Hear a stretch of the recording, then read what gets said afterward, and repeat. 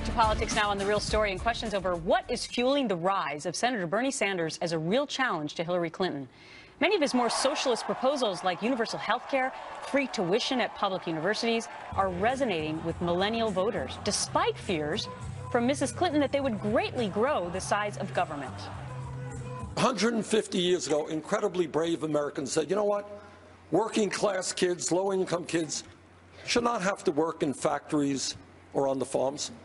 Like rich kids, they deserve to get a free education. I think that the best analysis that I've seen based on Senator Sanders' plans is that it would probably increase the size of the federal government by about 40%. Wow. A look at the Fox News exit polling from New Hampshire shows Senator Sanders dominating among voters under 45, as well as voters who say their biggest priorities are income inequality, as well as wanting an honest candidate. Joining me now, Katherine Timpf, reporter for the National Review and a Fox News contributor, and Jessica Tarlov, Democratic pollster and senior political strategist for Schoen Consulting. You're both millennials. Yes. Katherine, let me start with you. Why do so many young people want to elect a socialist?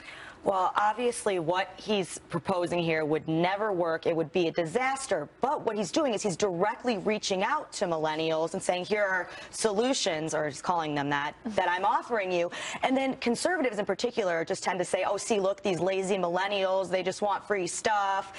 And they should be saying, oh, this won't work, and here's why, and this is why, it'll make it worse, and this is what I'll do for you instead. Because you know what? Nobody is going to want to support someone who's insulting them. You know, I'm not really a sociologist, but I think that's pretty obvious. So, I mean, it kind of makes sense. Well, is it, Jessica, that young people just haven't been out in the real world enough? They haven't paid taxes. They haven't paid their health care bills. Right. You know, well, I know they have a lot of student debt. 26. Okay. So yeah. it does make a difference that our generation has not felt the full thrust of the responsibility. Well, and also they don't remember the Cold War. No. So, I mean, is that part of it? Is that why they think they look at Europe and they think, wow, that's fantastic? Well, we have seen statistics that show that over 30% of millennials have an incredibly positive view of socialism. But I think there's also just a lot of bad information out there. And we were talking about this before we came on, that Bernie Sanders says, well, they can do it in the UK or in France. The UK has 64 million people. We have over 300 million people. Right. Our demographics are wildly different. Totally. And I think this is such a deep challenge for Hillary Clinton to be able to paint him as unrealistic without offending him or his voters and saying, you guys are a bunch of dummies if you think this is going to happen. Exactly. Completely. But here's the thing. We have fought wars. Right. Men and women have died in this country to fight against communism. And many of these same principles, quite honestly, Katherine, I mean, it's astounding.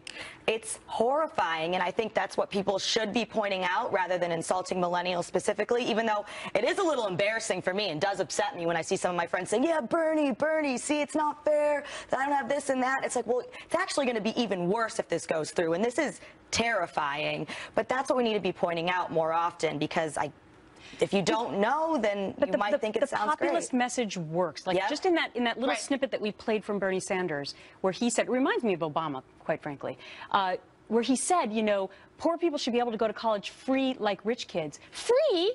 If the rich kids actually, if that's actually true, quite possibly their parents worked incredibly hard to be able to pay for them the full ride to go to college. Well, I think the most dangerous part of this, and I say this as a very strong liberal and as a supporter of Hillary Clinton, that this is completely anti-capitalist, which is foundational to what makes America great, not to sound Trumpian at all, but we're moving away from a place where we can really take stock of how important it is that we're a capitalist nation and what the free market can do with a strong safety net. And I think that's where Hillary's message really should resonate, where she says, of course I'm for universal health care, but let's talk about reality. We couldn't get it passed with a Democrat-controlled Congress. True. What do you think you're going to do? And I thought it was fascinating that last night she said that Sanders' proposals would add 40% to the government. And that's a Democrat. That's a Democrat saying that. What do Republicans need to do then to reach out to the millennials? The attitude, reach out and kind of explain these sorts of things, because the fact that they're listening to Bernie Sanders kind of shows how desperate they are for someone to pay attention to them. Don't let people get away with this ridiculous narrative of, you know, conservatives don't want you to have this because they actually hate poor people and they don't care if you get sick and they don't want you to go to college. They don't care. That's ridiculous, but it's a narrative that they've been getting away with for so long. I think also, and I mean, it's tied to this, I think that Republicans, granted I don't speak for the Republican Party, but I think you know, millennials are much more open about gay marriage. Yes. They're a much more diverse group, and they don't want to hear race baiting. They don't want to hear, you know. So they just tune it out from the beginning. Well, right. They just don't say, get you're down. not speaking to me in the way that I see the world. Okay. And I know the Republican Party is making a big push on that, but I think they need to do way better if they're going to steal these voters. All right. Yes. Jessica and Catherine, thank you. Thank you. Do you remember this, the Power PC from the 90s, back when my hair was a lot bigger?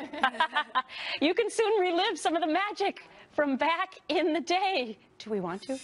And a major U.S. city spends taxpayer dollars to build this, an outdoor urinal at a public park. Yeah, I said outdoor. Why some folks are peed off about it. Can't you smell that?